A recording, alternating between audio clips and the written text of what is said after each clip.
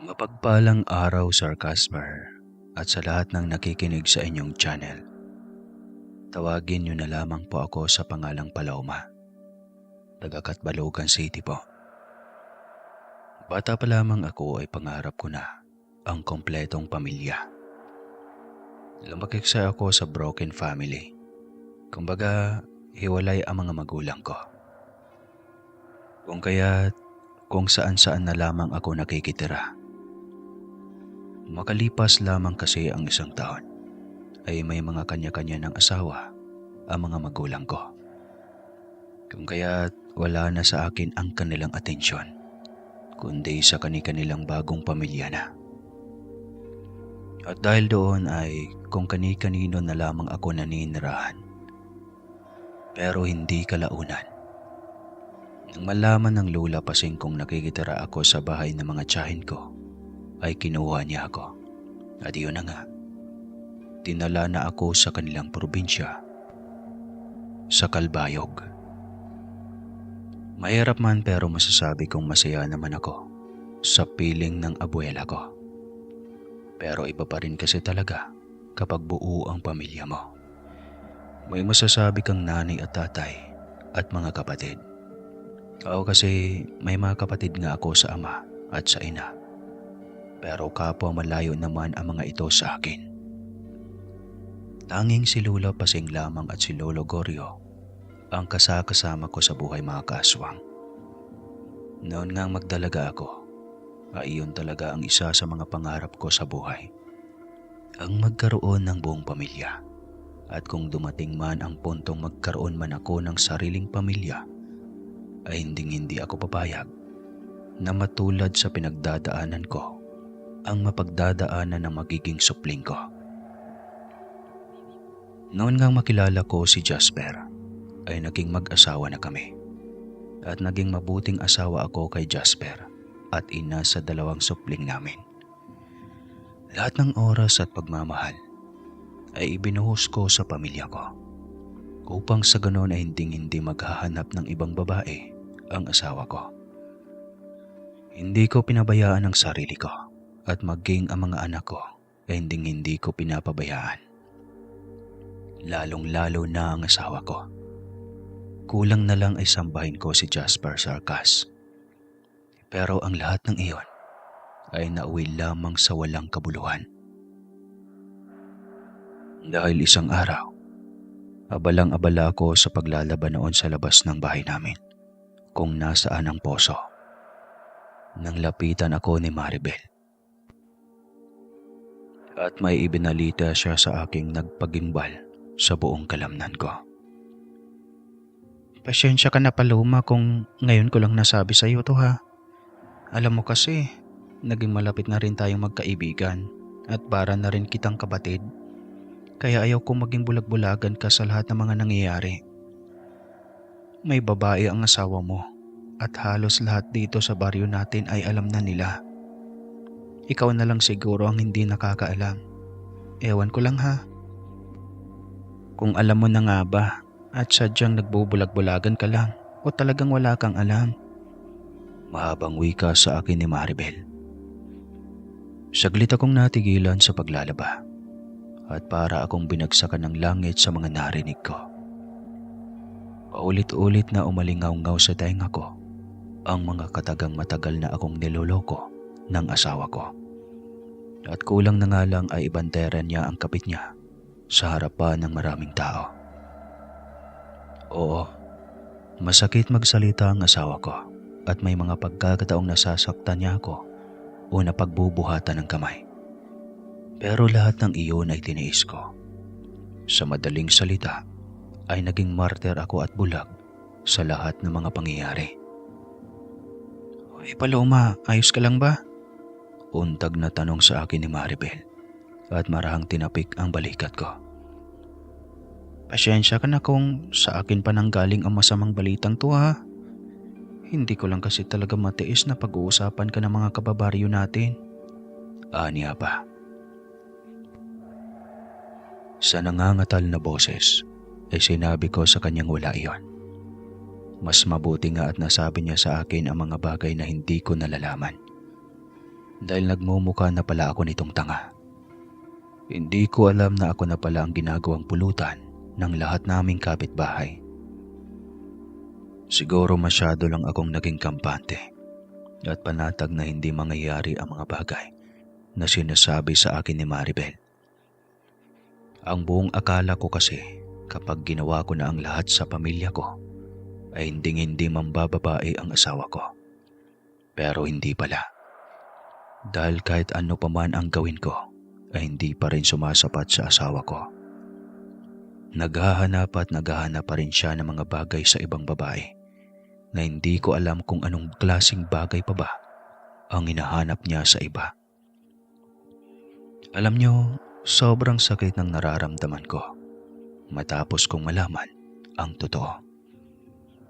Noong umuwi nga ang asawa ko, ay gustong-gusto ko siyang kumprontahin tungkol sa mga nalaman ko.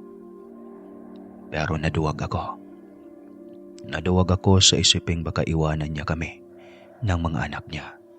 Oras na kumprontahin ko siya at mauwi sa away ang pag-uusap namin. Sa loob ng ilang buwan ay naging tanga ako, mga kaswang. Husgahan niyo na ako kung gusto niyong husgahan.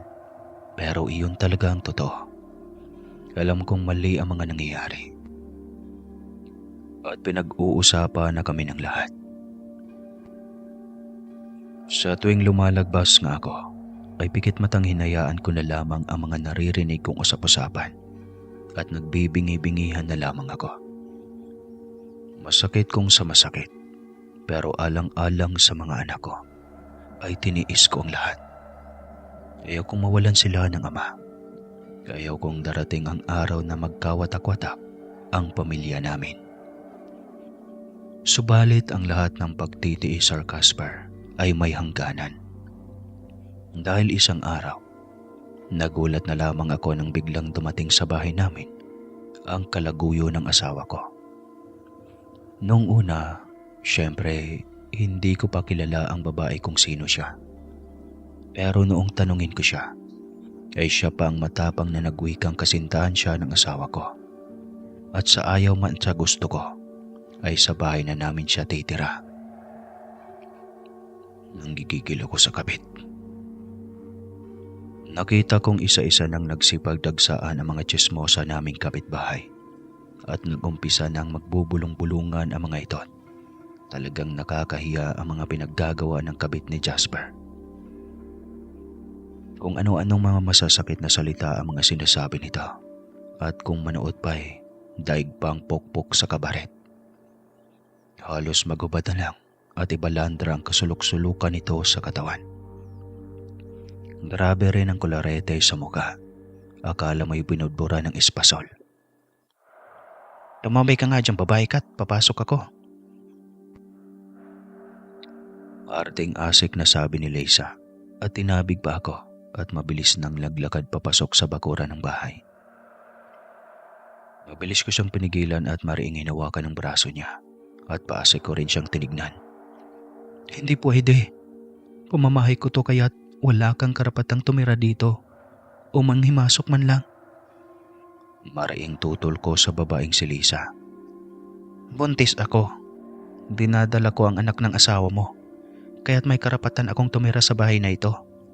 Dahil kay Jasper ang bahay na yan at magkakaanak na kami. Matapang na sagot ng babae. Umalis ka na rito. Bago pa man magdilim ang paningin ko't hindi ko mapigilan ng sarili. Makalimutan kong buntis ka at masaktan pa kita. Tinatakot mo ba ako? Sa tingin mo natatakot ako sa mga pagbabanta mong yan? Bakit hindi na lang natin hintayin si Jasper at siyang magpasya ng lahat? Matapang na wika ni Lisa. Ako ang asawa at ako ang masusunod kung sino ang gusto kong patirahan sa bahay na ito. At ikaw ang babaeng haliparot. Hindi ka pwedeng tumira sa pamamahay ko kahit na maglulupasay ka pa riyan. Galit na wika ko. Sinong tinatawag mong haliparot? Ako ba? Taas ang kilay na tanong niya. Bakit? Sa tingin mo ba? May iba pa ba akong kausap rito bukod sa'yo? Balik kong tanong sa kanya. Ay babaeng losyang, at puno ng tigidig sa pagmumukha. Kung ako haliparot, ano ka? Ba't talagang inuubos mo ang pasensya kung babae ka, ha? Gigil kong wika at binato na siya ng masasakit na salita. Ganon rin ang ginawa sa akin ng kinakalantari ng asawa ko. Kung ano-anong masasakit ang mga binibitawang salita. Na mga sandaling iyon nga ay nagkainita na kami ni Lisa. Masyado kasing matapang ang kabit ng asawa ko at ang lakas pa ng loob niyang pagbantaan akong oras na malaman umano ng asawa kong pinastos ko siya sa harapan ng maraming tao.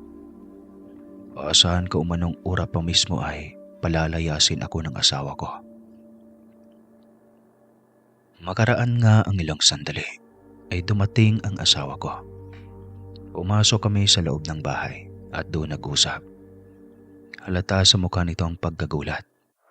Pero alam niyo ba, Sir Caspar, na ako ang mas nagulat sa lahat. Dahil sa noong pinapili ko na ang asawa ko, kung sino sa aming dalawa ni Lisa ang pipiliin niya, hindi siya nagdadalawang isip na piliin ang kabit niya at ipinamukha sa akin na mas mahal niya ang babaeng haliparot. Gusto ko na lamang lamunin ang lupa matapos kong marinig ang mga sinasabi ng asawa ko. Bukod sa nasaktan ako, ay hiyang-hiya ako sa sarili. Dahil rinig na rinig ng mga tao sa labas ng bahay ang pinag-uusapan namin. Gusto niyang makipaghiwalay sa akin. Kung ayaw kong pumayag na sa bahay namin patitirahin ang kabit niya. Nanliit ako sa sarili ko dahil sa sinabing iyon ng asawa ko. Nagpakatanga ako sa lahat ng mga ginawa niya at nagbingi-bingihang may kabit siya noon. Tapos ito lang pala ang kahinatnan ng lahat. Mas pipiliin niyang kabit kaysa sa akin, sa amin na mga anak niya. Dahil nga sa hindi ako pumayag kung kaya't kinakaladkad ako ni Jasper palabas ng bahay. At sa halip ay ang kabit niya ang mas pinili niyang itira sa bahay na pinundar namin. Ilang beses akong nagmakaawa sa kanya pero nagbingi-bingihan siya. Wala siyang pakialam kahit na mag-iyakan sa harap namin ang mga anak namin at nagmamakaawang huwag kaming palayasin. Wala, tama na yan. Yung mga anak mo. Isipin mo na lang ang mga anak mo. Nag-iiyakan na sila. Karamdam ko sa boses ni Maribel na naaawa siya sa akin. Kaya mas lalo pa akong nanliit sa sarili. Halos maglupasay na ako at nagmamakaawa sa asawa kong huwag niya kaming paalisin sa bahay at huwag na huwag niyang patitirahin ang kabit niya. Tinanggap ko noon na may kabit siya pero huwag naman sanang umabot sa puntong mismo sa sariling pamamahay namin patitirahin ang kabit niya. Subalit mas lalo pang nagalit si Jasper nang sabihin ko iyon. Ang ginawa niya ay pinagtatapon niya sa labas ng bahay ang mga damit ko at mga damit ng mga anak namin. Isama ko raw ang mga bata dahil magmula sa araw na iyon daw ay wala na siyang pakialam sa amin. Bubuo na siya ng bagong pamilya at magiging masaya na siya. Hindi katulad sa amin na puro problema at pasakit lamang ang dala sa buhay niya. Matapos magbitaw ng mga masasakit na salita ang asawa ko, ay pinagsarahan niya na ako ng pinto. Rinig ko pa ang malakas na pagbungis-ngis ng kabit niya sa pag-aakalang ito ang nanalo sa laban. Paloma, halika. Halika na. Hayaan mo muna ang asawa mo. Kailangan mong huminahon para makapag-isip ka kung ano ang dapat gawin. Muling wika sa akin ni Maribel. Nilapitan ako ng iba pa naming mga kapitbahay at tinulungang pulutin ang mga gamit na nakakalat sa labas ng bahay. Noong makita kong grabe ng pag-iyak ng bunso kong anak, ay doon pa lamang ako bumalik sa sariling ulirat. Naaawa ako sa sarili ko, pero ang higit sa lahat ay awang-awa ako sa kalagayan ng mga anak ko. Harap-harapang sinaktan ang kanilang damdamin ng sarili nilang anak. Hindi na naawa ang asawa ko sa mga anak namin. Kahit sa mga anak man lang namin, kung wala naman talaga siyang pagmamahal na nararamdaman para sa akin. Sa ginawang mong yan, hindi ako papayag na magiging masaya kayong dalawa. Pagbabayaran mo tong lahat. Humanda ka sa akin. Humanda kayong dalawa ng kabit mo. Sambit ko sa isipan at tinitigang maigi ang babaeng nakapamintana pa at malapad ang pagkakangisi. Nang araw ngang iyon, ay umuwi ako sa baryo kung saan nanirahan si Lola Paseng. Doon ay binuhos ko ang lahat ng sakit na nadarama ko at isinumpa ko sa sariling pagbabayaran ni Jasper ang lahat ng mga ginawa niya. Kung gaano kasakit ang binigay niya sa akin at sa mga anak ko. Mas triple pa ang ibabalik ko sa kanya at sa pamilyang bubuuhin niya. Kung hindi nyo kasi na itatanong mga kaaswang, mga mambabarang ang abuelo at abuela ko. Kaya nga iniiwasan at kinakatakutan sila sa baryo namin dahil sa pagiging bantog nilang mambabarang. At ang kaalamang tangan nila ay ipinasa nila iyon sa akin magmula noong tumira ako sa kanila. Dahil ayaw nilang dumating ang araw na basta-basta na lamang akong sakta ng kung sino man. Sa oras na masyado na silang matanda at hindi na kayang ipagtanggol ako, ay kakayanin ko na umano ang sarili kong ipagtanggol. Ano ka ba naman, apo? Tahan na. Huwag ka nang umiyak. Mas lalo lamang mag-iiyakan ang mga bata kapag nakikita nilang umiiyak at nasasaktan ka. Sige na, tumigil ka na, apo. Punasan mo na yung luha mo. Hindi dapat iyakan ang mga lalaking manloloko at mapanakit sa babae. Wika ng abuela ko at ramdam ko ang galit sa boses niya. Ano, apo? Nagsabi ka lang sa akin at ako nang bahala dyan sa asawa mo. Madaling trabahuin lang yan kung nanaisin mo. Tanong sa akin ni Lolo Goryo na ang tinutukoy niya ay kung ipapabarang ko ba raw ba sa kanya ang asawa ko. Gulat na tumingin ako kay Lolo Goryo. Hindi ko alam kung ano ang dapat gawin. Litong-lito na ako ng mga sandaling iyon. Hindi, Lo.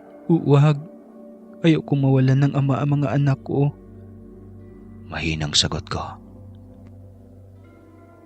At sino namang nagsabing kikitilan ko ng buhay ang asawa mo? Gusto ko lang iparamdam sa asawa mo kung gaano kasakit ang ginawa niya sa iyo at sa mga anak mo. Bilang lolo mo, masakit sa akin ang ginawa ng walang hiyang asawa mo. Nung kinuha ka niya sa amin ay nangako siyang mamahalin ka at aalagaan. Pero ano ngayon ang ginawa niya sa iyo? Tanging paghikbi na lamang ang naging tugon ko sa mga sinasabi ng abuelo ko. Lumipas nga ang mga araw, Sir Casper. Sa tulong ni Maribel ay nalaman ko kung ano ang mga pinaggagawa ng asawa ko at ng kabit niya at kung gaano sila kasaya. Habang kami ng mga bata ay patuloy pa rin sa pagdurusang dinulot nila.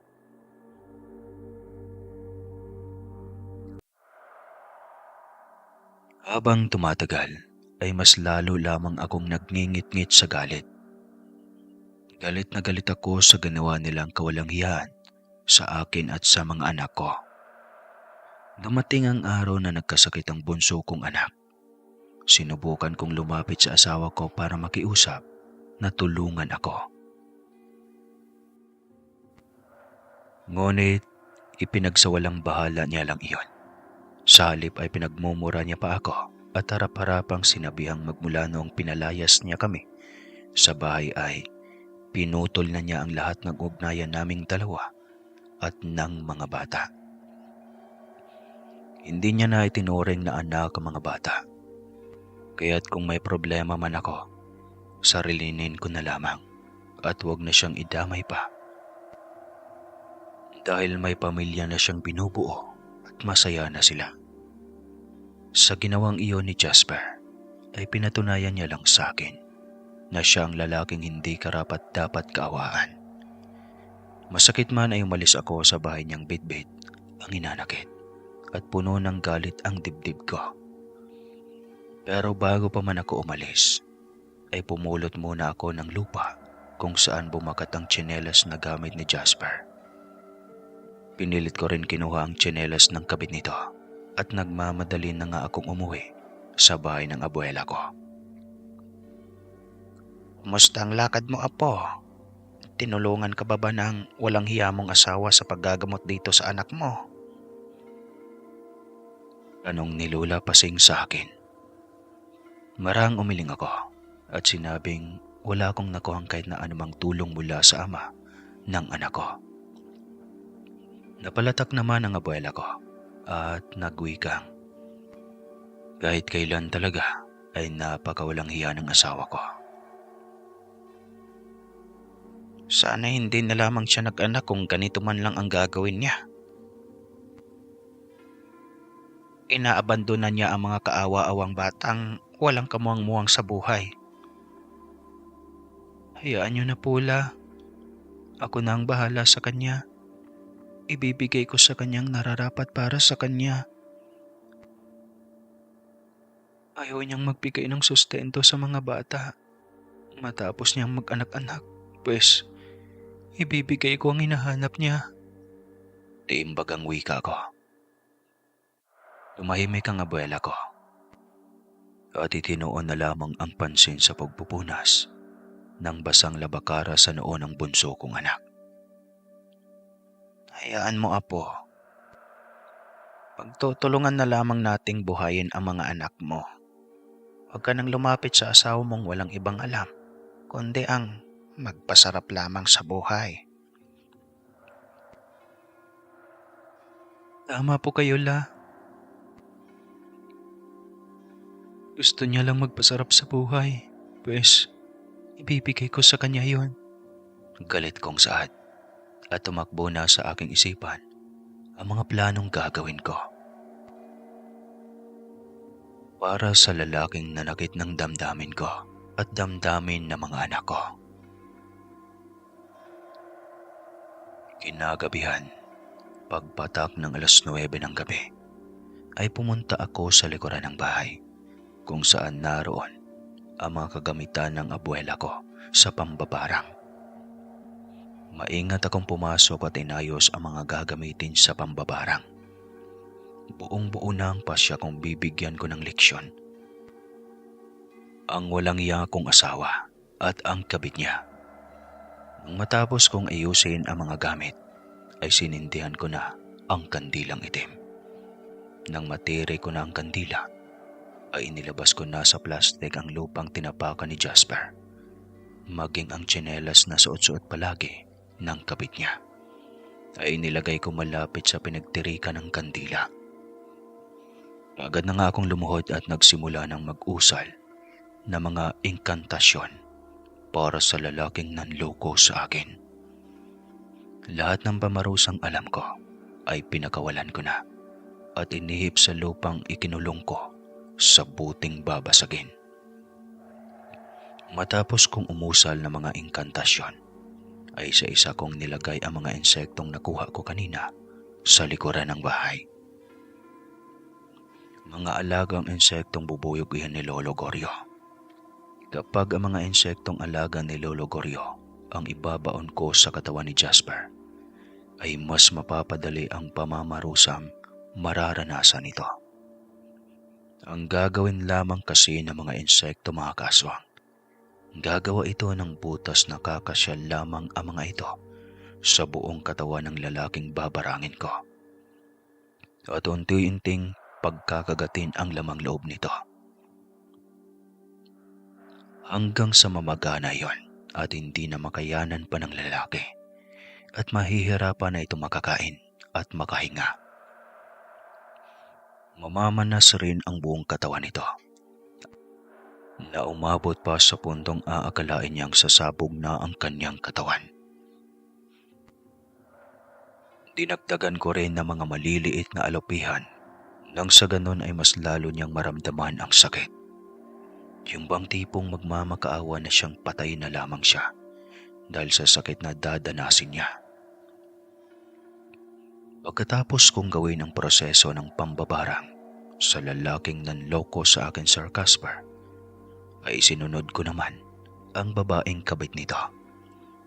Kung ano ang ginawa ko sa taong niloko ako at sinaktan ang mga anak ko, ay ganon na ganon rin ang ginawa ko sa kabit. At para mas lalong epektibo ang gagawin kong ritual, gamit ang sariling dugo ko, ay sinugatan ko ang kamay at ipinatak sa bote kung nasaan ang mga insekto at lupang inilagay ko. Samantalang sa kabit naman ng asawa ko, gamit ang kandilang itim, ay pinatakan ko ang ilang parte sa tsinelas. Ipapalasap ko kung gaano kasakit ang maranasan nila sa darating na araw. Pagod na pagod ako at naghahabol ng hininga. At halos maligo na ako sa pawis nang matapos kong gawin ang pagre-ritual. Sa totoo lang ay natakot ako at kinakabahan. Grabe ang tibok ng puso ko noon dahil unang beses ko iyong ginawa sa tanang buhay ko. Lumabas na ako ng silid matapos kong magritual at nagpahinga na. Hihintayin ko na lamang ang resulta sa darating na mga araw. Kayo ang nauna. Sinaktan niyo ko. Lalong-lalo na ang mga anak ko. Kaya nararapat lamang sa inyo ang ginawa ko. Gigil kong sambit bago natulog. Habang lumilipas sa mga araw na paulit-ulit kong ginagawa ang proseso, ay patindi ng patindi naman ang galit na nararamdaman ko, na para bang may demonyong bumubulong sa akin. Lalo na noong palihim akong pumunta sa baryo kung saan nakatirik ang bahay naming mag-asawa. Mula sa malayo ay nakikita ko kung gaano kasaya ang dalawa. Sa tuwing nakikita ko kung gaano kasaya ang dalawa, ay hindi ko mapigilan ang sariling magningit-ngit sa galit at mas lalo pa akong ginaganahang gawan sila ng masama at panggigigilan. Nagpapalipas na muna ako ng ilang minuto bago ako umuwi sa bahay ni Lola Pasing dahil ayaw kong malaman ng abuela ko na umiiyak na naman ako. Baka mas lalo pa niya akong kaawaan. Hanggang sa isang araw na merong dumating na balita sa akin. Paloma, apo, may bisita ka. Tawag sa akin ng aking abuela isang araw habang abala ako sa ginagawang pagluluto. Sino po ang bisita ko, la? Malakas ang boses na tanong ko at hindi ako lumalabas ng kusina. Sino pa nga ba? Kundi ang kaibigan mo lang namang si Maribel. Wala namang ibang tao nang bibisita sa iyo rito sa bahay natin. Sasalita pa sana ako pero narinig ko ang boses ng kaibigan kong papasok na ng kusina. Kaya't nilingon ko ito at nakangiting kinamusta. Pasensya ka na, Paloma, kung ngayon lang kita nadalaw, ha? Medyo naging abala kasi ako nito mga nakaraan. Masayang bungad sa akin ni Maribel. Ano ka ba? Ako nga dapat ang humingi ng pasyensya sa iyo dahil hindi kita nadalaw sa inyo. Wika ko pabalik sa kanya. Kinuha ng abuela ko ang sandok na hawak-hawak ko. At sinabi niyang siya na lang daw ang magtutuloy sa pagluluto. Harapin ko na raw muna ang kaibigan ko. Dahil minsan na nga lang raw ito magagawi sa bahay namin. Tapos hindi ko pa estimahin. Naku, la, anong minsan? Halos madalas na ngang bumibisita dito sa atin tong si Maribel eh. Dapat nga hindi na bisita ang tawag rito, kundi buwisita. Paberong wika ako kay Lola Pasing. Ay grabe ka naman sa akin. Nakatawang saad niya. Ay, siya nga pala. Kaya ako dumalaw rito ay para kumustahin ka. At syempre alam mo na, maihahatid akong balita sa'yo. Hindi ko nga lang alam kung ikakatuwa mo ba o malulungkot ka sa ibabalita ko. Bakit? Ano bang ihatid mong balita? Kunwaring tanong ko. Pero may kutob na talaga ako kung ano ang ihahatid na balita sa akin ni Maribel. Ay, yung tungkol sa asawa mo at sa kabit niya. Oh, anong meron sa taong yun? Galit-galitang tanong ko. Wala pa bang nakakarating na balita sa iyo tungkol sa dalawang yun? Umiling ako at sinabing wala pang nakakarating na balita sa akin sa tungkol sa dalawang iyon. Kunwari ay hindi ako interesadong malaman ang kung ano man ang nangyari sa asawa kong manloloko at sa kabit nito. Saglit na tumiki muna ang kaibigan ko bago ako tinignan sa nakakalungkot na mga mata. Isa-isang sinabi sa akin ni Maribel kung ano na ang kaganapang nangyayari sa bahay na iniwan ko at sa dalawang mag-iirog.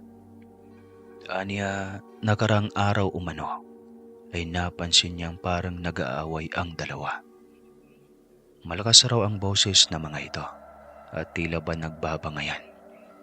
Tapos kinahapunan, nakita niyang isinugod ang kabit ni Jasper sa ospital dahil sumasakit raw ang tiyan nito at walang tigil iyon sa pagkirot. Pag-uwi umano ng dalawa ay napansin niyang nangihina ang asawa ko at parang may dinaramdam itong sakit. Maging ang babae nito ay ganon rin. Napansin niya ring parang may mga butlig-butlig ang tumutubos sa katawan ng asawa ko at maging sa kabit nito ay ganoon rin. Para pangaraw iyong nagnanaknak at kakaiba ang amoy na lumalabas mula sa mga sugat nila. Pero alam mo ba kung ano ang mas nakakagulat ha, Paloma? Biglang bulalas niya at hinarap ako. Ano? Maikling tanong ko. Ang sagot niya sa akin, Sir Casper. Narinig niya raw na nag-aaway ang dalawa at ang sinabi ni Lisa ay baka binarang umano sila dahil nakailang beses na raw silang nagpabalik-balik sa pagamutan pero wala pa ring nangyayari. Wala daw makitang sanhi ng pagkakasakit ng dalawa ang mga doktor na sumuri sa kanila. Idagdag pang tuwing pumapatak ng ika-6 ng hapon ay doon na nagsisimula ang kalbaryong dinaranas ng dalawa. Lalong-lalo na ang kabit ng asawa ko sa kadahilan ng sobrang sakit raw ng katawan ni Lisa. Lalong-lalo na ang tiyan nito at parang pinagtutusok-tusok umano iyon ng karayom. O kaya naman raw ay pakiramdam ng babae ay may kung anong insekto ang gumagapang sa loob ng kanyang katawan. Samantalang ang asawa ko namang manloloko ay palaging sumasakit ang ulo nito na umaabot pa sa puntong hindi na raw makakapagtrabaho ng maayos. Masakit nga raw at nag-aaway na ang dalawa dahil nauubusan na sila ng pambili ng gamot o kaya'y makakain. Anya pa, maraming mga kapitbahay nga raw ang naaawa sa dalawa dahil halos hindi na lumalabas ng bahay sapagkat sa nahihiya ang mga ito sa kalagayan nila. Pero may naririnig rin siyang usap-usapan ng iba mga kapitbahay nilang binarang nga raw talaga ang dalawa dahil hindi umano ordinaryong sakit ang naranasan ng mga ito. Ang iba naman ay nagsasabing karma na raw iyon sa dalawa dahil hindi man lang naawa ang asawa ko noong mga panahong nagmamakaawa akong huwag kaming palayasin sa bahay. Kaya nararapat lang sa dalawang iyon daw ang mga naranasan nila ngayon. Basta, iba't ibang klaseng komosyon na lamang ang naririnig niya. Pero alam mo kung tutuusin nga, Kulang na kulang pa sa kinala ang mga nangyari sa ginawang kawalang hiyaan sa iyo. Hindi pa sapat ang mga nararanasan nila ngayon. Inis na wika ni Maribel. Nahulog ako sa malalim na pag-iisip dahil binabalikan ko ang mga ginagawa ko nakaraan. Mahigit 1 linggo na pala ang lumipas matapos kong isagawa ang pagre-ritual para sa dalawa. Buti nga sa kanila. Pasalamat nga sila, yan lang ang binigay ko sa kanilang kaparusahan. Wika ko sa isipan at napabuntong hininga. Uy, nakikinig ka ba sa akin? Untag na tanong sa akin ni Maribel at tinapik pa ng marahan ang balikat ko. Napaiktad ako dahil sa gulat, tapos ay tinignan siya at tumango. Pasensya ka na. Nagulat lang ako sa ibinalita mo. Kunway wika ko sa kanya. Sa seryosong boses ay tinanong niya ako kung naniniwala ba raw ako sa sabi-sabing binarang ang dalawa. Tinignan ko siya at ibinalik sa kanya ang tanong. Ikaw ba? Ano sa tingin mo? Naniniwala ka bang binarang ang dalawa? Bumuntong hininga lamang ang kaibigan ko, pero hindi niya sinagot ang tanong ko. Malamlam ang mga matang tumingin sa akin ng magkahulugan. Sa pagdaan ng mga araw, Sir Casper, ay patindi ng patindi ang mga umuugong na usap-usapan patungkol sa dalawa. Dahil sa gusto kong masaksihan ng mismong mga mata ko ang tungkol sa kalagayan ng dalawa, napagpasyan kong pumunta sa dating bahay at nagkunwaring may kukunin lang ako. Saan ka pupunta, iha? Tanong sa akin ni Lola Pasing nang makita niya akong nakabihis ng maayos na damit. Sa kabilang baryo lang po, La. Sagot ko. Bakit? Anong gagawin mo doon? May gusto lang po akong kumpirmahin, La. Sagot ko at hindi makatingin ng diretso sa kanya. Sumeryoso ang mukha ng abuela ko. Sabay umiling at sinabing, huwag ko na raw subukan magpunta o magpakita man lang sa dati kong asawa. Alam niyang ako ang dahilan ng lahat ng mga nangyayari sa asawa ko at sa kabit nito. Hinayaan niya lang daw ako sa mga ginagawa kong pagpapalipad ng mga pamarusa sa dalawa. Pero sa ngayon ay hindi na siya bastang mananahimik at panoorin na lamang ako sa mga ginagawa ko. Batid niya kung gaano kasakit ang mga pinagdadaanan ko. Kaya't kung pahihintulutan ko umano ang aking abuela, ay siya na ang tatapos sa lahat. Hindi ako makapagsalita matapos iyon sabihin ni Lola Pasing. Hindi pa ito ang tamang oras para dungisan mo ang mga kamay mo sa isang taong hindi karapat-dapat para pag-aksayahan mo ng panahon, apo. Hayaan mo kami ni Lolo Goryo mo ang tatapos ng lahat ng naumpisahan mo, apo. Ani at hinawakan ang kamay ko. Pasensya ka na po, Lola, pero hindi ko masusunod ang nais mo.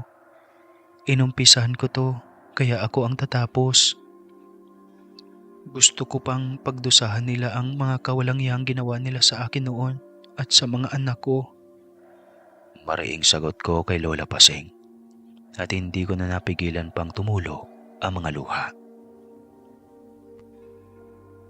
Para hindi na makita pa ni Lola Pasing ang pag-iyak ko, ay tumalikod na ako kaagad at nagmadali ng lumabas ng bahay.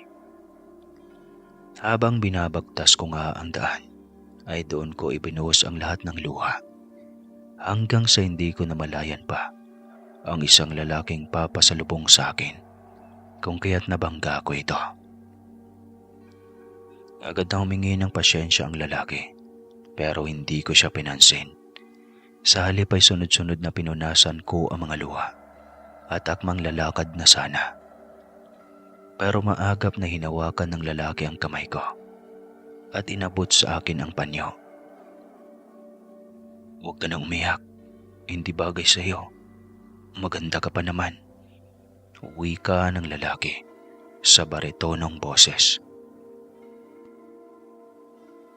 Dahil sa magkahalong emosyon, ay wala sa loob ko na inabot ko ang panyo at agarang pinunasa ng mga luha at hindi tinignan ng lalaking nag-abot sa akin ng panyo na iyon.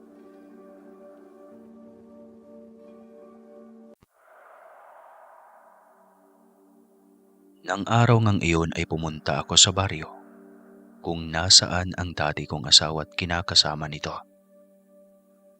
Hindi ko alintana ang mga ipinayos sa akin ni Lola Pasing. Naiwasan ko na munang pumunta sa baryo at baka mamaya ay makita ako ng kinakalantari ni Jasper o kaya naman ay mag-cross ang landas naming dalawa ng asawa ko at may gawing hindi maganda sa akin ang taong iyon. Natatakot si Lola Pasing na baka kung ano na naman ang gawin sa akin ni Jasper. Noong huling lumapit kasi ako sa taong iyon para humingi ng tulong dahil sa kinakailangang patignan sa pagamutan ang anak namin sapagkat mataas ang lagnat nito at halos nagdideliryo na, ay pinagtabuyan lamang ako ni Jasper at kinakaladkad palabas ng bakuran. Mabuti na lamang at naroroon ng mga oras na yon si Maribel, kaya't ito na ang umawat sa walang hiyang asawa ko at inihatid ako pauwi sa bahay ni Lola Pasing. Magmula nga noon ay hindi na ako pinapayagan pa ni Lola Pasing na magawing mag-isa sa baryo kung saan naninirahan ang dati kong asawa. Bahala na, hindi naman ako magpapakita sa dalawang iyon eh. Ang akin lang ay gusto kong kumpirmahin kung ano na nga ba ang lagay ng mga iyon. Kung nagawa ba nilang magsaya ngayong dinaranas nila ang mga kamalasang ipinataw ko sa kanila. Sambit ko sa isipan at nagmadali na ngang naglakad.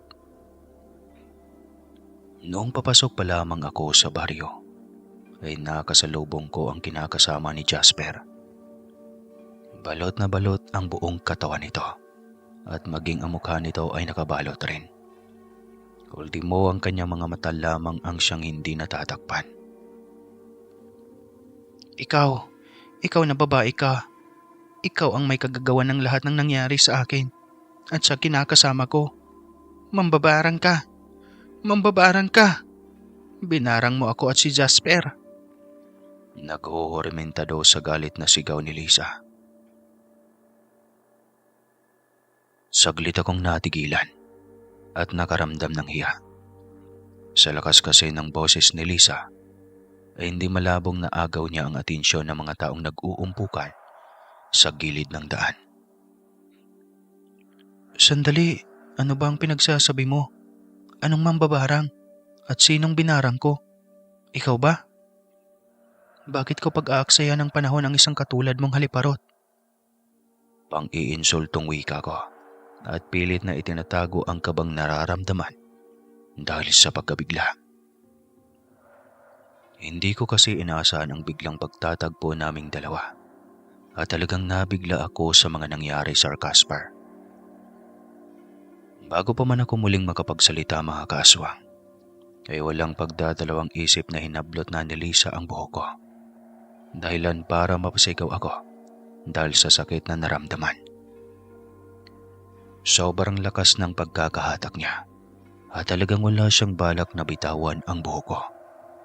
Kaya naman lumaban na rin ako. At hinawakan ng telang nakatabon sa ulo ng babae at saka hinatak iyon. Nang mahata ko na ay saka pa lamang nabitawan ni Lisa ang buhok ko. At halos mangilakbot ako at hindi ko mapigilan ng sariling magtaasan ang mga balahibo ko sa buong katawan. Alam niyo, Sir Casper, kahit na ako ang may kagagawa ng lahat ng nangyari kay Lisa, ay hindi ko mapigilan ang damdaming makaramdam ng pagkahabag sa kalagayan nito. Kung hindi niyo kasi na itatanong, pagkalas ko ng telang nakatabon sa mukha ng babae, ay nakita kong halos makalbo na siya sa sobrang nipis ng buhok at nagnanaknak na ang ulo nito na para bang may mga pigsang nagsisipagputukan. Sobrang baho ang umalingasaw na amoy mula sa mga sugat ng babae. Kaya't mabilis na napatakip ng ilong ang mga taong nag-uumpukan at nakikiosyoso sa mga kaganapan. Nang tignan ko naman ang kamay ni Lisa, may mga maliliit yung butas na kasing liit lamang ng tuldok ng ballpen. Mabilis na kinuha ni Lisa ang telang nalaglag sa lupa at agarang isinaklob iyon sa kanyang sarili. Hindi pa ako tapos sa iyong babae ka. Babalakyan kita at pagbabayarin kita sa lahat ng mga ginawa mo. Nang gagalaiting sigaw ni Lisa. Tapos ay nagmamadali nang naglakad papalayo. Paloma, ayos ka lang ba? Walang hiya talagang babaeng yun. Siya na nga itong mga agaw ng asawa. Siya pa ang may ganang magalit ng ganyan. Ay nako, ang mga kabit nga naman, ang kakapal ng mukha. Inis na wika ni Maribel nang makalapit na siya sa akin. Tumango ako sa tanong ni Maribel at inayos ang buhok at damit. Nang matapos kong ayusin ang damit kong nagusot, sa di sinasadya, inasipat ko ang lalaking nasa di kalayuan. Nakatanaw lamang siya sa akin at seryoso ang kanyang muka at nakapanghalukip-kip ang dalawang braso. Sa hindi malamang dahilan, ay bigla na lamang kumabog ng mabilis ang dibdib ko. Saglit akong natigilan habang tinititigan ang lalaki. Pakiramdam ko kasi ay parang pamilyar siya sa akin. Parang nakita ko na siya, pero hindi ko lang alam kung saan at kailan. Teka, hindi kaya siya ang... Hindi ko na naituloy pa ang sasabihin dahil sa tinapik na ako ni Maribel at sinabing sumama na raw ako sa kanyang pumunta sa bahay nila. May ibibigay raw siya sa akin. Saglit na tinignan ko si Maribel at tumango bilang tugon sa sinabi niya. Noong ibalik ko ang tingin sa lalaki, ay wala na siya sa kanyang kinakatayuan. Sandali pang hinanap ng mga mata ko kung nasaan na ang lalaki. Bakit bigla na lamang siyang nawala sa paningin ko? Dahil sa hindi ko na makita pa ang lalaki, Sir Gaspar, ay bumuntong hininga na lamang ako at sumunod na kay Maribel. Pagkarating namin sa bahay nila, ay marami siyang mga kagamitang pinamigay sa akin. May mga damit ng mga anak ko at may mga pabango rin. Teka lang, ang dami naman itong pinabigay mo at mukhang mga bago pa. Nahihiyang wika ko sa kanya. Kakauwi lang kasi ng kapatid ko galing Maynila. Marami siyang pasalubong para sa mga pamangkin ko. Kaya binukuran ko na ang mga anak mo para naman may bago silang damit. Alam ko kasing hindi mo nakuha ang ibang mga gamit mo sa bahay niyo dahil pinagbabawalan ka ng tumapak pa ng impact ang kabit ng asawa mo. Kaya ito, ipinagtabi na rin kita ng mga gamit mo. Masayang sagot niya. Anya pa, tamang-tama nga ang pagpunta ko. Dahil nitong mga nakaraang araw niya pa sana ihatid ang mga gamit na ibibigay niya sa akin. Kaya nga lang ay hindi na siya nagkaroon ng pagkakataon dahil naging abala siya sa pagtatrabaho. Nahihiyang nagpasalamat ako kay Maribel dahil simula noon pa man ay tanging siya lamang ang kapitbahay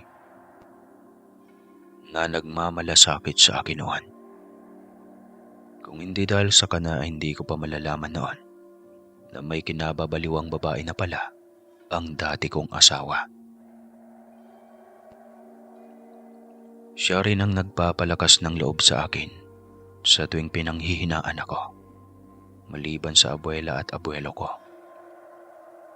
Natagalan ako sa bahay ni Maribel ng araw na iyon. Marami kasi siyang mga ikwento sa akin tungkol sa dati kong asawa at sa babae nito. Mula sa kanya ay nalaman kong balak na palang magpatingin sa albularyo ang dalawa. At sa oras na malaman raw nila kung sino ang sumalbahay sa kanila, lintik lang daw ang walang ganti. Wika pa umano ng kabit ni Jasper, Sir Casper. Mag-iingat ka pa, Loma. Ikaw ang pinanghihinalaan ng dalawang iyon. Binarang mo raw sila dahil gusto mong gumanti sa ginawa nila. Payo sa akin ni Maribel. Nakita mo yun kanina kung gaano naghihimutok sa galit ang babaeng yun. Kaya payong kaibigan lang. Mag-iingat ka at hanggat maaari. Huwag ka munang magawi ulit dito sa baryo. Hayaan mo't ako ang pupunta sa inyo para balitaan ka kung ano ang nangyayari sa asawa mo at sa kabit niya. Dagdag niya pang wika. Maraming salamat sa payo at sa pag-aalala mo sa akin, Maribel. Huwag kang mag-alala, nag-iingat naman ako palagi. Isa pa, walang dahilan para katakutan ko ang dalawang taong nanakit at nanloko sa akin. Kung tutuusin nga, sila ang dapat matakot at mahiya sa mga pinagagawa nila. Wika ako naman. Magdidilim na noong mapagpasyan kong umuwi sa bahay. Masyado kasi akong nawili sa usapan namin ni Maribel. Nagpresenta pa nga si Maribel na ihatid niya ako kasama ang kanyang asawa dahil sa magdidilim na umano. At tiyak niyang maaabutan na ako ng dilim sa daan pa uwi. Pero tumanggi ako at sinabing kaya ko namang umuwing mag-isa. Isa pa, sanay na akong umuuwing mag-isa. At hindi ako natatakot kahit naabutan pa man ako ng dilim sa daan. Sa nag-aalalang boses ay tinanong niya ako kung sigurado ba raw akong kaya kong umuwing mag-isa. Oo nga, siguradong sigurado ako. Huwag niyo na akong ihatid. Kayang-kaya ko naman ang sarili ko. Nakangiting tugon ko pa dahil sa parang hindi siya kumbinsido sa sagot ko. Sige, kung yan ang gusto mo. Mag-iingat ka sa pag-uwi mo ha. Bukas, bibisita ako sa bahay niyo. Magdadala ako ng kakanin. Anya, bago tuluyang lumabas sa bahay nila. Nakaraan ng ilang sandali at sa palagay ko ay pasado 6:00 mahigit na iyon. Habang naglalakad ako sa masukal na daan, ay may naramdaman akong kakaibang presensya. Alam kong hindi iyon presensya ng isang mambabarang dahil kabisado ko na ang presensyang kinalakihan ko. Nagpatuloy lamang ako sa ginagawang paglalakad. Kapag ko ay hindi ko pinansin ang kakaibang presensyang kanina pa na parang nakasunod sa akin. Maya-maya pa ay napaigtad ako nang sa walang ano-ano'y. Bigla na lamang akong nakarinig ng malakas na huni ng wakwak. Kasunod noon ay ang 2 malaking ibong mabilis na dumaan sa gilid ng dinadaanan ko at lumipad palayo. Tipong naghahabulan ang 2 malaking ibong nakita ko habang humuhuni ng wakwak. Dahil sa gulat, Sir Casper, ay nawalan ako ng balanse at bumagsak sa lupa. Diyos me, mga aswang ba yung 2 yun? Bulalas na tanong ko sa isipan at napahawak sa dibdib ko. Makaraan lamang ang ilang sandali ay natanaw ko na namang mula sa liwanag ng buwang sumilay na sa kalangitan ang malaking ibong pabulusok papunta sa pinagbagsakan ko. Sumunod naman ang isa pang nilalang at mabilis na dinumog ang ibong na unang pabulusok. Sa pagkakataong iyon ay alam kong aswang nga ang 2 nilalang.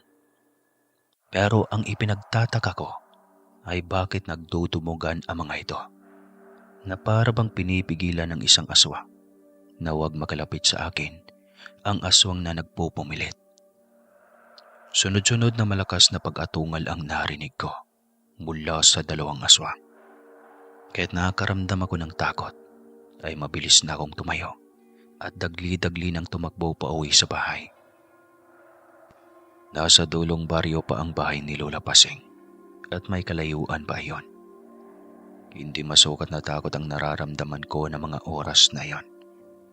Lakad-takbo na ang ginagawa ko habang nagpapakawala ng mga orasyong sa bulak upang sa ganon ay hindi ako masundan ng mga aswang na nag-aagawan sa akin. Nang matanaw ko na ang bahay ni Lola Pasing, ay nakita ko si Lolo Goryo sa bakuran ng bahay. Nakatayo ito at may hawak na itak na para bang may inaabangan siya sa labas ng bahay. Magmadali ka, Apo, at baka maabutan ka ng lintik na aswang. Sigaw ni Lolo Goryo sa akin. Kaya mas lalo ko pang binilisan ang pagtakbo. Saktong paglapit ko ang siyang paghuni naman ng napakalakas ng wakwak. Dagli-dagli naman kaming pumasok sa loob ng bahay at isinarang maigi ni Lolo Goryo ang pintuan. Lo, mga aswang ba yung umahabol sa akin? Nauutal at paniniguradong tanong ko sa abuelo ko. Tumango siya at sinabing tama ako. Mga aswang nga ang humabol sa akin at balak na mga iyong makapaghigante. Higante? Saan naman, Lo? Nagugulo ang tanong ko. Sa mahinahong boses ay sinabi ni Lolo Goryo sa akin na kamakailan lang ay may napatay siyang aswang na mambabarang. Nakalaban niya iyon nung minsang may taong lumapit sa kanya para ipabarang ang taong nais nitong paghigantihan. Noong una ang buong akala niya ay simpleng tao lamang ang kikitilan niya ng buhay. Pero nagkamali siya dahil noong naisagawa niya na ang proseso ng pambabarang ay doon niya palang nalamang may tangang itim na mahika ang taong binarang niya. At ang masama pa hindi lamang iyon basta mambabarang lang, kundi isa rin iyong aswang. Huli na para bawiin niya ang pinakawalang salamangka papunta sa taong babarangin niya. At dahil sa hindi napaghandaan ng taong iyon ang ginawa niyang pambabarang dito, kung kaya to lang kahirap-hirap na tumalab kaagad ang orasyong pinakawala ni Lolo para hindi na malaman ng pamilya ng tao na siya ang bumarang dito. Walang pagdadalawang isip na kinitilan niya kaagad iyon ng buhay. Subalit ang buong akala ni Lolo ay malinis at maingat niyang nagawa ang lahat. Pero nagkamali pala siya. Dahil kaninang umaga lang ay may lalaking nagpabalik-balik sa labas ng bahay at panay ang tingin sa bahay ng abuelo ko. Alam ni Lolo Goryo na hindi pangkaraniwan ang taong nagpadaan-daan sa bakuran ng bahay. At noong kumprontahin niya ng araw iyon, ay doon niya na lamang isa iyon sa mga kaanak ng taong pinatay niya at nagbanta ito sa kanya na maghihiganti ito. At mukhang sinimulan na nito ang pagbabantang sinasabi. Teka lang ho, Lo. Naguguluhan po ako. Kung gusto nilang magiganti, bakit ako ang pinonterya nila? Bakit ako ang gusto nilang biktimahin? Marahil ay naamoy nila ang dugong nananalaytay sa katawan mo. Nalaman nilang magkadugo tayo. Kaya nung makakuha sila ng pagkakataon, ay binalakan nilang biktimahin. Humingi ng pasyensya si Lolo Goryo dahil nadamay pa umano ako sa problemang kinakaharap niya. Anya pa, may problema na nga araw ako. Dinagdagan niya pa. Nang gawing iyon nga, Sir Casper, ay hindi ako nakatulog ng maayos. Palaging sumasagi sa isipan ko ang nangyari kanina noong pauwi ako ng bahay. At hindi rin mawala-wala sa isipan ko ang lalaking nakita ko sa Karatig Baryo. Kahit anong pilig ng ulo ko ay hindi pa rin talaga maalis-alis ang mukha ng lalaking nakita ko sa Karatig Baryo. Kinaumagahan ay pasado 7:00 na nang nagising ako. Tirik na ang araw pagbangon ko sa higaan. Pagkalabas ko ng kwarto ay nakita ko si Lolo Goryo at Lola Pasing. Abalang-abala ang mga ito sa pag-aayos ng mga halamang gamot. Hindi nga nila namalayan ang paglapit ko sa kanila. Gising ka na pala, Apo. Magkape ka na sa kusina. Wika sa akin ni Lola Pasing. pero hindi niya ako tinapunan ng tingin. Tinanong ko sila kung para saan ang ginagawa nilang halamang gamot. At ang mga langis na may mga ugat-ugat pa ng puno at may mga pulang maliliit na buto sa loob ng boteng may kasamang langis. Sinabi ni Lola Pasing na pangontra raw iyon sa mga aswang. Sa nangyari kagabi ay isa na umano yung hudyat na hinahamon sila ng angka ng mga aswang na mambabarang. Nang araw ngang iyon ay naging abala sa paggawa ng mga pangontra sa aswang sila Lola Pasing at Lolo Goryo. Gusto ko sanang tumulong sa kanila pero pinigilan ako ni Lola Pasing at sinabihang kaya na raw nila iyon. Para hindi ako maboryo sa loob ng bahay ay napagpasyahan kong lumabas na muna at pumunta sa palengke para bumili ng makakain. Mga nasa 10:00 ng umaga pa lamang iyon na tamang-tama lang para makauwi rin ako kaagad. Mahirap na kasi kung sa hapon pa ako pupunta sa palengke dahil tiyak na aabutin ako ng takip silim at baka maulit na naman ang nangyari nung nagdaang gabi. Lola, papunta na po ako muna sa palengke ha. May bibilhin lang ako. Paalam ko sa abuela ko. Pinayagan ako ni Lola Pasing na pumunta sa palengke. Pero pinaalalahanan niya akong umuwi rin kaagad ng maaga dahil baka mamaya ay abangan na naman ako sa daan ng mga aswang. May lihim na galit sa kanila. Tumango ako at sinabi sa kanilang huwag silang mag-alala dahil uuwi rin naman kaagad ako. Matapos ko ngang makapagpaalam, Sir Casper, ay umalis na din ako kaagad.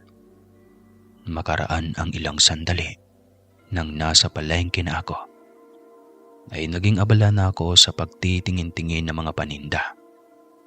Habang abala ako sa pagtitingin, ay gayon na lamang ang gulat ko. Nang bigla na lamang may humawak sa braso ko at hinatak ako palayo sa nag-uumpukang tao. Sa gulat ko ay napasingha pa ako. Pero agaran din naman akong nakabawi. Kung kaya't mabilis na akong nagpumiglas pero mas malakas ang lalaking humawak sa braso ko. Dahil wala man lang itong kahirap-hirap na nahatak ako at ramdam ko ang mariin na pagkakahawak niya sa akin. Sandali, sino ka ba? Anong kailangan mo sa akin? Galit na tanong ko sa lalaki. Noong medyo malayo-layo na kami sa mga nag-uumpukang tao, ay tsaka pa lamang ako binitawan ng lalaki. Sandali, sino ka ba? At bakit mo ko hinahatak ha? Ano bang kasalanan ko sa iyo? Muling tanong ko sa lalaking sa palagay ko ay kaidaran ko lamang. Pero sa pagkakataong iyon ay malakas na ang boses ko at may halong galit na. Hindi sumagot ang lalaki.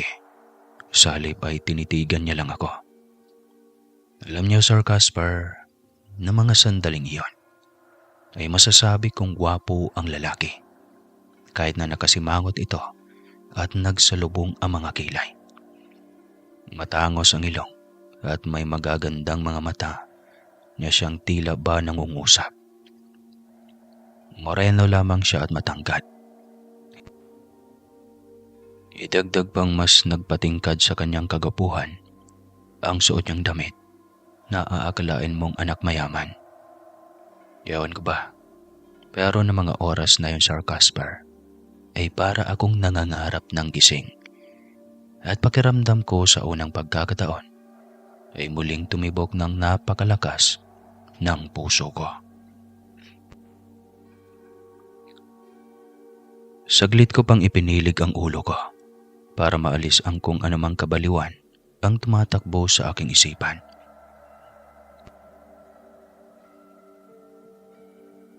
Matapos ko ngang matitigan ang lalaking tahasang humatak sa braso ko, ay sumagi sa aking isipan ang lalaking nakita kong nakatanaw mula sa di kalayuan. Noong makaharap ko ang haliparot, nakabit ng dati kong asawa. Siya ang lalaking iyon. Hindi ako maaaring magkamali. Wika ko sa aking isipan habang kinakabahan ng hindi ko mawari. Gaya noon ay nakasimangot pa rin ito at mukhang galit na galit. Pero noong magsalita ang lalaki, Sir Casper, ay kumunot ang noo ko at napapaisip sa kadahilan ng pamilyar sa akin ang boses niya. Pakiramdam ko ay narinig ko na ang boses niya at parang nakausap ko na siya. Pero hindi ko alam kung saan at kailan. Kung ano man ang binabalak mo sa kabit at dati mong asawa, mas mainam na itigil mo na yan. Bago mo pa man sila mapatay. Seryosong sabi nito. Ano? Tanging sambit ko at halos hindi ko maibuka ang bibig ko. Nagbantig ang tenga ko at aaminin kong uminit talaga ang ulo ko matapos sabihin iyon ng lalaki. Kaya naman hindi ko napigilan ng sariling pagtaasan ng boses ang lalaki at napagsabihang bakit ba siya nangingialam sa kung anuman ang gagawin ko doon sa mga taong manloloko. Bakit? Kaano-ano mo ba ang babaeng yun para pagsabihan mo ako ng ganyan? Kaanak mo ba siya? At saka sino ka ba ha? Mataray at irita kong tanong sa lalaki. Hindi na mahalaga kung sino ako at lalong hindi na mahalaga kung ano ang ugnayan ko sa babaeng tinutukoy mo. Ang akin lang, gusto kitang bayuhang itigil mo na kung ano man ang ginagawa mo doon sa dalawa. Dahil hindi malabong iyan pa ang magdadala sa iyo sa kapahamakan at sa mga anak mo. Nagulat ako nang matapos iyong sabihin ng lalaki. Hindi ko alam kung bakit para bang alam na alam niyang ako ang may kagagawan ng pagkakasakit ng dati kong asawa at ng babae nito. At isa pa, bakit alam niyang may mga anak ako? Bubulyawan ko na sana ang lalaki, pero mabilis niyang tinakpan ang bibig ko. Sabay nagpalingalinga at hinatak ako papasok sa isang maliit na iskinita. Nagpupumiglas naman ako at noong inalis niya ang kamay na nakatakip sa bibig ko, ay tinanong ko siya kung saan niya ako dadalhin. At bakit may paganong eksena pa siya? May patakip-takip pa siya ng bibig. Sa mahinang boses ay sinabi niya sa akin kanina pa raw may nagmamatsyag sa mga ikinikilos ko. Hindi ko ba raw nararamdamang may taong nakasunod sa akin simula pa kanina? Saglit akong natigilan, lalo na nung may itinuro sa akin ang lalaking nagpakilalang Roy. Mula sa di kalayuan ay itinuro niya sa akin ang isang lalaking nagpalingalinga at para bang may hinahanap ito. Teka, ano ba talagang nangyayari ha? At saka sino ang lalaking yun? Bakit niya ako sinusundan? Nagugulo ang tanong ko. Mamaya ko na ipapaliwanag. Sa ngayon ay kailangan muna nating makalayo dito. Dahil hindi magtatagal ay mararamdaman ng taong yon ang presensya mo bilang mambabarang. Sagot niya at saglit na nag-usal ng sabulak. Tapos ay inihip sa kamay at tinapik ako sa balikat. Matapos iyong gawin ni Roy ay nagmadali na kaming umalis. Nung makalayo na kami sa palengke at naramdaman kong hindi na kami nasusundan ng lalaki, tsaka pa lamang kami huminto at naghanap ng mapagpwesto ang mauupuan. Nang makaupo na kami, tsaka pa lamang sinabi sa akin ni Roy ang lahat. Ayon sa kanya, kamag-anak niya ang aswang na mambabarang na napatay ng abuelo ko. Dahil sa nangyari, ay ilang araw niya raw akong palihim na sinusundan. At doon nga'y nalaman niyang ako ang may kagagawan na nangyari sa dati kong asawa at sa kabit nitong ibinahay. Noong nagdaang araw lang din, ay lumapit ang kabit ng dati kong asawa sa kaanak niya at nag-iusap na tulungan itong gamutin at alamin kung sino ang bumarang dito. Oras na malaman umano ni Lisa kung sino ang sumalbahay sa kanya, ay triple ang ibabalik niyang pamamarusa. Kaya kung maaari lang, ay alasin mo na ang barang na ibinaon mo sa katawan ng dalawang yon para matiwasay ka ng mamuhay kasama ang dalawang anak mo. Hindi ko gagawin ang nais mo. Kung tutuusin nga, sa laki ng ginawang kasalanan ng dalawang yun sa akin, kulang na kulang pa ang parusang binigay ko sa kanila. Nagtitimpi sa galit na sagot ko kay Roy.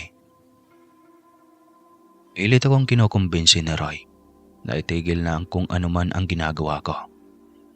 Mas mainam pang ituon ko na lamang daw muna ang buong atensyon ko sa mga anak ko kaysa ang isipin ko pa ang maghiganti. Isa pa, may mas malaki daw problemang kinakaharap ngayon ang abuelo at abuela ko. Kaya mas mainam na wag na akong dumagdag pa. Sa inis na nararamdaman ko, ay hindi ko napigilan pa ang sariling pagsalitaan ng hindi maganda ang binata. Kung ano-anong mga masasakit na salita ang sinasabi ko sa kanya at wala akong pakialam. Kahit na nakakababa ng pagkatao ang mga katagang binitawan ko. Hindi ko na hinayaan pang magsalita muli ang binata. Sa halip ay umalis na ako at hindi na pinansin pa ang mga pagtawag niya. Dumaan pa ang mga araw na palaging nagpapakita sa akin si Roy. Palagi siyang sumusulpot sa harapan ko tuwing nasa palengke ako o kaya naman ay nasa bungad ng baryo. At gaya ng dati ay palagi niyang ipinapakausap sa akin na itigil ko na raw ang masamang ginagawa ko. Isang beses, sa hindi inaasang pagkakataon, ay naabutan ako ng dilim sa daan. Nanggaling ako noon sa Karatig Baryo dahil mahinatid akong kakanin sa bahay ni Maribel. At syempre, nakibalita na rin ako kung ano na ang nangyari sa dalawa. Pero nadismaya lang ako sa mga nasagap kong balita, Sir Casper. Dahil nabalitaan kong may albularyong tumingin umano sa dalawa at kinumpirmang na barang nga daw sila. At hindi na iba sa lalaki ang taong mambabarang na yon. Isa pa sa ikinabahala ko ay noong malaman ko ring hindi lamang sa albularyo nagpatingin ang dalawa, kundi may nilapitan na rin umano ang mga itong mambabarang base na rin sa nasagap na balita ni Maribel. Dahil nga sa mga nabalitaan ko ay hindi ko namalayan pa ang oras. Nang nasa daan na nga ako at mag-iisang naglalakad, ay panakanakang nakakarinig ako ng ingay.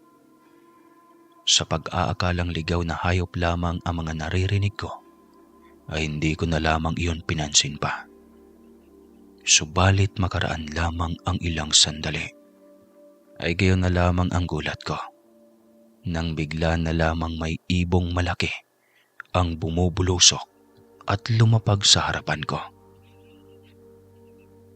Napasigaw ako nang makita ko ang kakilakilabot na ibon. At sa isang kisap mata ko lamang, ay bigla na lamang iyong nag-iba ng anyo, Sir Casper. Kung ang kaninang ibon na nakita kong lumapag sa harapan ko, ay halos hindi ako makapaniwala nang sa pagkurap ko lamang na mga mata, ay bigla na lamang iyong naging isang matandang babaeng may nanlilisik na mga mata at mabalasik na tumingin sa akin. Nagpasabog rin iyon ng napagabahong amoy. Kaya't halos masuka na ako sa sobrang baho. Nagtaasan na rin ang mga balahibo ko sa buong katawan. Lalo na nung makita kong marahang kumilos ang matanda at walang tigil sa paglikot ang ulo nito at hindi makatingin ng diretso na para bang manok na may sakit. Naglalabas na rin ng mahinang tunog ang matanda at tila ba tunog iyon ng isang tuko. Dahilan para mas lalo akong paksakluban ng hilakbot sa buong katawan ko. Aswang! Sambit ko sa sarili. Natatakot man ay pilit na nilalakasan ko ang loob ko at bahagyang umatras. Malaki ang buwan ng gabing iyon, kaya't kitang-kita ko ang bawat galaw ng aswang. Ngunit sa isang iglap lang, at hindi ko napaghandaan ang lahat, ay bigla na lamang akong sinugod ng matanda habang nagbabaga ang mga mata nitong namumula. Pagsunggab sa akin ng nilalang, ay mabilis niya akong sinakal ng napakahigpit. Dahilan para lumagapak ako sa lupa at pinaibabawan niya ako agad. Kaya nahirapan akong makapanlaban dito. Sa sobrang higpit nga ng pagkakasakal niya, ay halos hindi na ako makagalaw pa. At ramdam kong nagsisipagapangan na ang mga buhok niyang mahahaba. At kusa ayong pumasok sa butas ng ilong ko at tenga. Dahilan para mas lalo akong mahirapang makahinga. Pilit na hinahampas ng kamay ko at inaalis ang kamay ng nilalang na sumasakal sa leeg ko. Impit man ang boses ko ay pilit pa rin akong humingi ng tulong at nagbabaka sakaling may makarinig sa akin at matulungan ako. Sa bawat segundong lumilipas ay mas lalo pang umihigpit ang pagkakasakal sa akin ng aswang. At may kasama pa yung panakanakang pagkalmot sa braso at dibdib ko. Napapikit na lamang ako sa sobrang sakit na nararamdaman ko. Pagkaramdam ko ay hindi na magtatagal ang buhay ko. Dahil batid kong kahit na anong gawin ko ay walang makakatulong sa akin. Nasa liblib ako ng daan papunta sa bahay ng abuela ko at malabong may magawing tao roon. Pwera na lang kung may sadya sa bahay ni Lola Pasing ang isang tao para magawi sa daan kung saan ako kasalukuyang dinudumog ng aswang. Pangako, magbabago na ako. Buhayin mo lang ako. Ayoko pang mamatay. Kailangan pa ako ng mga anak ko. Lola Pasing, Lolo Goryo, tulungan niyo po ako. Sambit ko sa isipan at halos maluha-luha na ako ng mga sandaling iyon. Sa pag-aakalang iyon na ang magiging katapusan ko. Nakailang beses pang sinambit ko ang pangalan ng Lola at Lolo Goryo ko at humihingi ng tulong sa mga ito. Kahit na alam kong napaka-imposible. Sa di mawaring dahilan ay bigla ko na lamang nasambit ang pangalan ni Roy. Inipon ko ang lahat ng lakas ko. At malakas na sumigaw para humingi ng tulong sa kanya. Maya-maya pa ay napasinghap ako at umubo ng ilang beses. Nang biglang mabitawan ng aswang ang leeg ko. At may mabilis na kamay ang humatak dito. Kitang-kita ko kung paanong tumalsik ang nilalang na sumakal sa akin. Ngunit noong masilayan ko kung sino ang kumakalaban sa aswang, ay mas lalo pa akong nanghilakbot at mabilis nang napaatras. Sa kadahilan ng isang nakakapangilabot na aswang na punong-puno ng balahibo. Ang buong katawan, animoy balahibo iyon ng unggoy.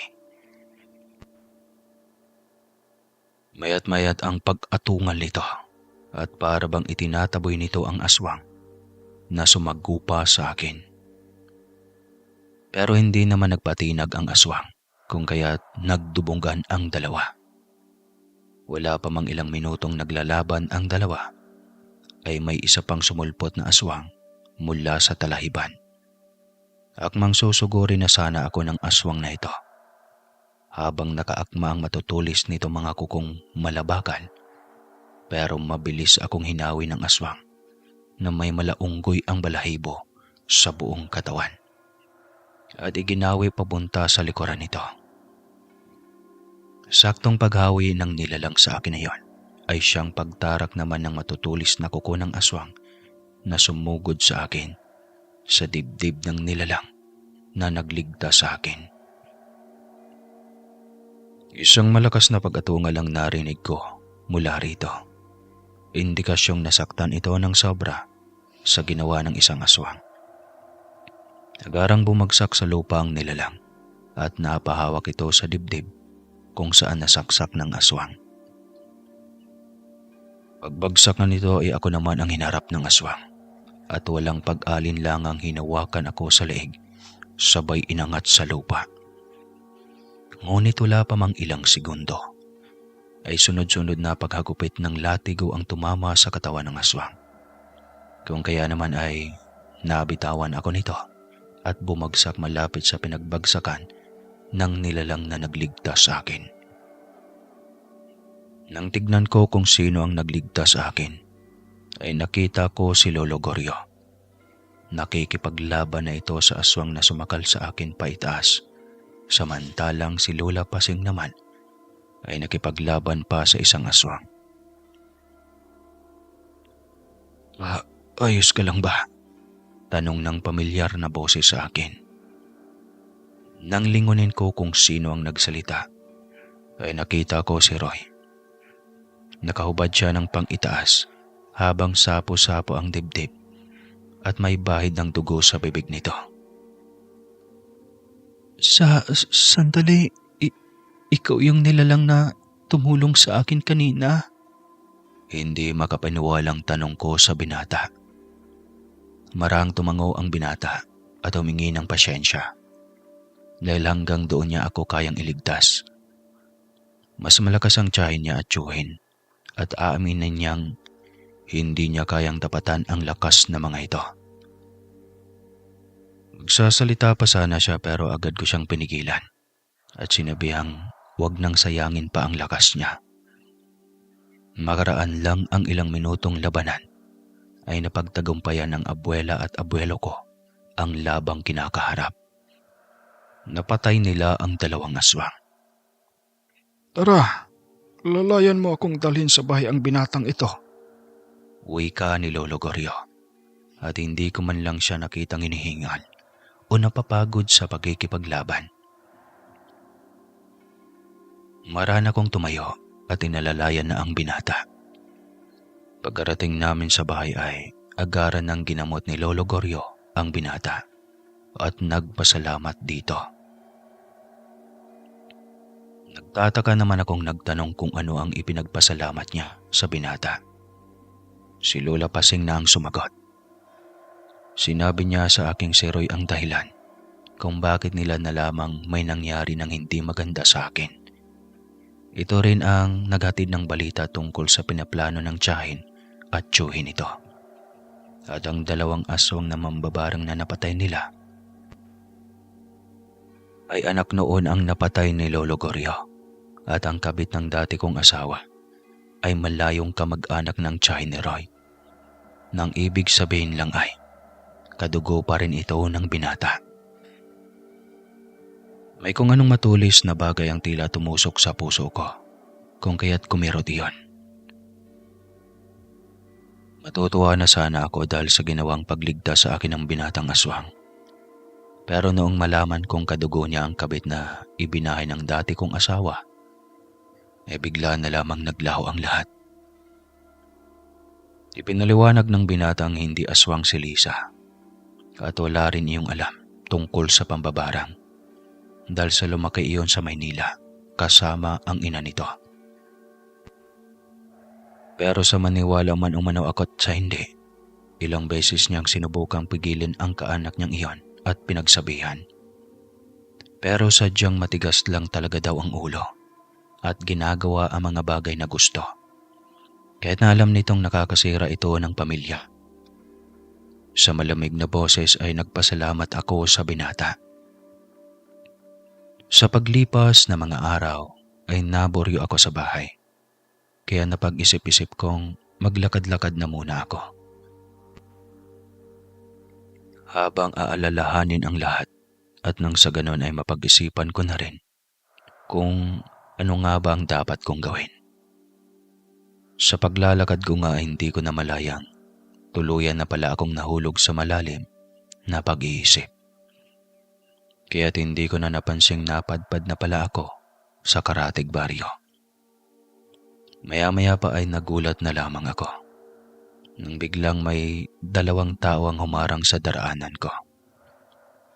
Noong tumingala ako para alamin kung sino ang humarang, ay tumahip ang dibdib ko nang makita kong si Jasper iyon at si Lisa.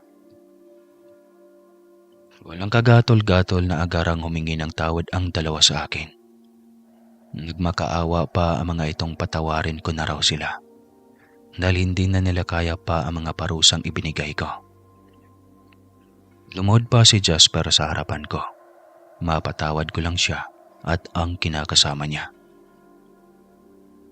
Alam niyo, Sir Casper, sa totoo lang, magmula nung kamuntika na akong mamatay, ay napag-isip-isip kong patawarin na ang dalawa. Tama si Roy noon sa sinabi niya. Naituon ko na lamang ang atensyon ko sa mga anak ko. At huwag nang pag-aksayahan pa ng panahon ang dalawa. Dahil wala naman na akong mapapala kung patuloy pa rin akong magkikimkim ng galit. Mas lalo lamang raw akong mababaon sa sariling hukay at mahihirapan ng makaahon hanggat hindi ako nagpapatawad. Akmang aalis na sana ako at hindi napansinin ang mga pagmamakaawa ng dalawa. Pero sa pagtalikod ko sa mga ito, ay natanaw ko ang binatang si Roy. Nakangiti itong naglakad pa palapit sa akin, kung kaya't muli na namang tumibok ng malakas ang dibdib ko. Nag-aalangan pa ako at hindi alam ang gagawin. Natataranta ako at hindi na alam kung magpapatuloy pa ba ako sa paglalakad o ano. Pero noong tuluyan ng makalapit ang binata, ay hinarap ko na ang dalawa at humugot ng malalim na hininga. Ipinikit ko ang mga mata ko at nag-usal na mga orasyong pambaklas ng barang na ibinaon ko sa katawan ng dalawa. Matapos kong gawin iyon, ay mapait na ngiti ang iginawad ko sa dalawa at nagwikang, "Huwag na kayong mag-alala. Paglipas lamang ng 3 araw ay gagaling na kayo at hindi nyo na mararanasan pa ang sakit. Hangad kong patuloy pa rin kayong maging masayang dalawa." Matapos kong sabihin iyon, ay muli na akong tumalikod at naglakad palayo. Sumunod naman sa akin si Roy. "Tara, sumama ka sa akin. May ipapakita ako sa iyo at sigurado ako magugustuhan mo ang lugar na yon." Aya ni Roy sa akin. Saan naman tayo pupunta?" Tanong ko sa kanya at saglit siyang tinignan. "Basta, sumama ka na lang. Tiyak akong mas gagaan ang pagkaramdam mo oras na makita mong lugar na yon. Doon ako palaging tumatambay kapag may mabigat akong problemang dinadala." Aniya, at abot tenga ang pagkakangiti na aakalain mong nanalo siya sa loto. Nagsasalita pa sana ako, pero hindi yun natuloy noong agaran niyang hinawakan ang kamay ko at mabilis nang tinahak ang daan kung saan ang lugar na sinasabi niya. Pagkarating namin sa nasabing lugar, napakaganda pala doon. Sobrang nakaka-relax. Walang katao-tao, kami lang dalawa. Doon ay nagtapat siya sa akin ng pag-ibig. Nagtapat siya sa akin. Naunang kita pa lang raw niya sa akin ay nahulog na ang loob niya sa akin. Pero hindi ko muna sinagot ang binata. Kahit ang totoo niyan ay gusto ko rin siya. Kailangan ko munang maghilom ng tuluyan at kalimutan ang mga nakaraan na masyadong nagpabaliw sa akin. Hindi sumuko si Roy sa akin sa kakaligaw. Halos linggo-linggo ay bumibisita siya. Walang palya iyon sa padala ng mga bulaklak na pinipitas lang niya sa bakuran ng mga kapitbahay. Minsan ay sinasama din niya ako sa mga diskuhan at sa totoo lang ay nag-enjoy ako. Lumipas rin ang mga buwan ay naging okay na din kami ng dati kong asawa. Kumbaga nagpapansinan lang kami, yung bang pansinan na parang hilaw, at pinapansin na din ako ng kinakasama niya. Tumaas na rin ang respeto sa akin ng mga tao sa dati kong tirahan. At sa paglipas pa ulit ng mga araw, ay sinagot ko na ng tuluyan si Roy na hindi naman tinutulan ng mga lolo at lola ko. Kahit na alam nilang aswang si Roy ay mabait naman ito. Masasabi kong sobrang swerte ko kay Roy. Bukod sa minahal niya ako, ay minahal din niya ang dalawa kong anak. Sa ngayon po ay libreng makabisita ang dati kong asawa sa mga anak ko. Kahit papaano naman, ay may karapatan din naman siya sa mga anak ko. Hanggang sa ngayon ay nagpapasalamat pa rin ako sa Diyos. Dahil tuluyan ang nawala ang galit sa puso ko. Yung pagiging mambabarang ko ay tinalikuran ko. Hanggang sa naisipan ko na lang na manilbihan ako sa Panginoon. Oo, sa ngayon po ay nagsisilbi ako sa Panginoon. Yun po ang kwento ko. Sana ay nagustuhan ninyo. Sa ngayon pala ay meron na kaming 2 anak ni Roy. Bali nadagdagan ng 2 kaya naging 4 na.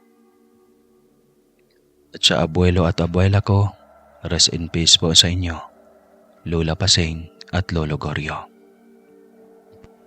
At yung abilidad naman nila sa pambabarang ay pinagkaloob nila sa isang albularyo at pinatago daw sa pentagram. Ewan ko, hindi ko maintindihan yon. At hindi ko napahabain pa, Sir Casper, ang kwentong ibinahagi ko. Hanggang dito na lamang po. Muli ako po ay nagpapasalamat. Paloma po ng Samar.